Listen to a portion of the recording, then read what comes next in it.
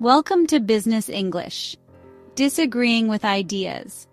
In today's lesson, we'll focus on a vital skill for professional communication, how to disagree with an idea politely. Disagreeing is a normal part of discussions in any setting, but it can sometimes feel uncomfortable or even awkward.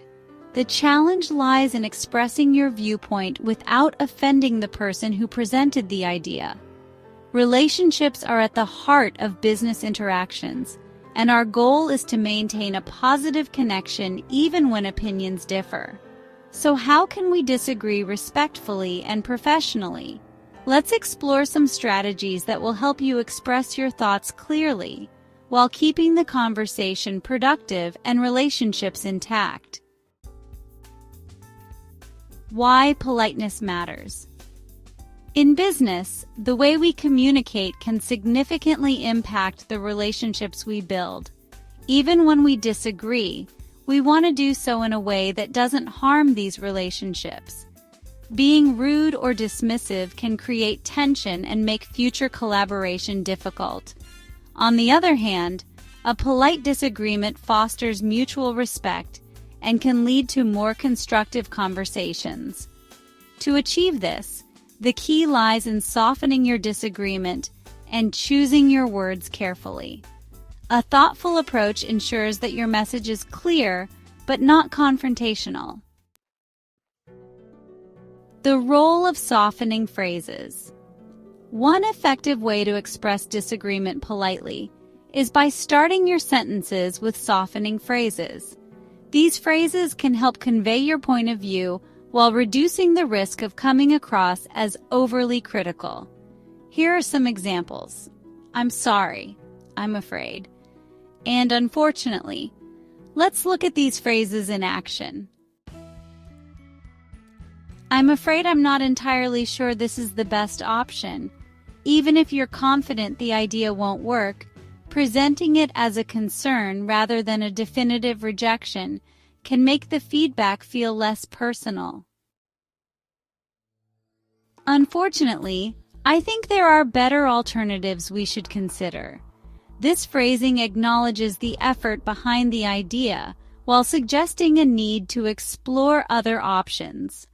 Softening phrases help you disagree in a way that keeps the conversation open and collaborative. Building on the discussion.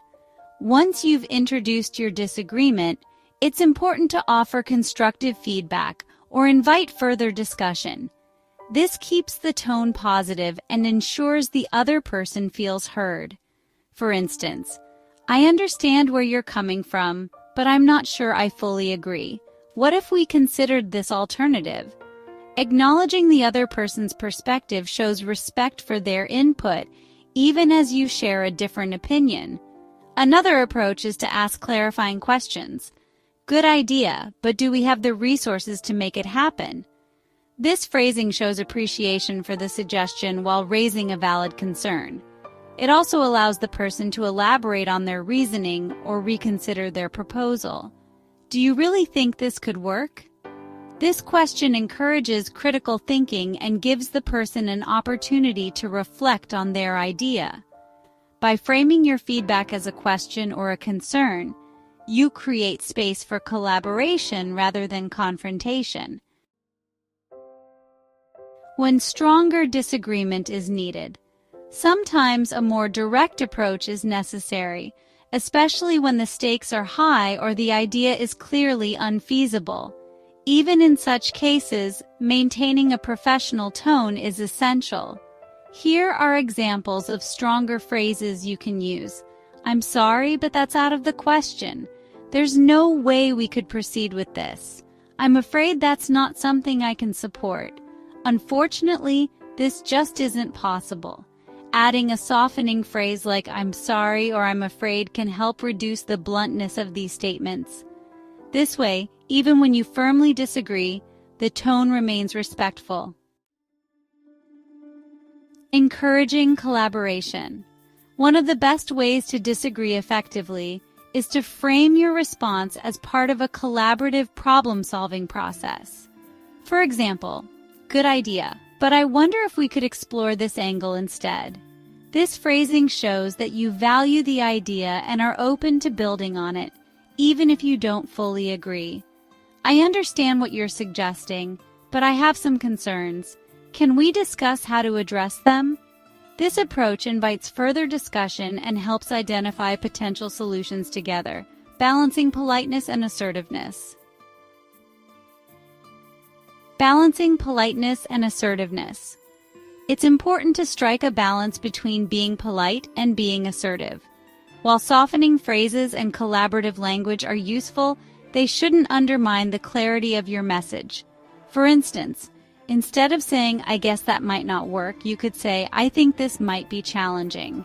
And here's why: instead of avoiding the issue entirely, address it directly with phrases like, "To be honest, I think we should explore other options."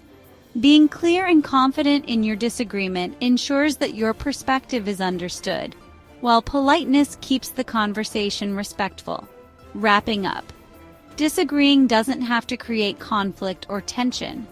With the right approach, you can express your opinion while fostering a positive and collaborative environment. Remember to use softening phrases to ease the impact of your disagreement. Acknowledge the other person's perspective before sharing your own. Offer constructive feedback or invite further discussion. Be assertive but polite when stronger disagreement is needed. By practicing these techniques, you'll find it easier to navigate challenging conversations with confidence and professionalism. Thank you for watching, and we'll see you in the next lesson on agreeing with ideas. Like and subscribe for more.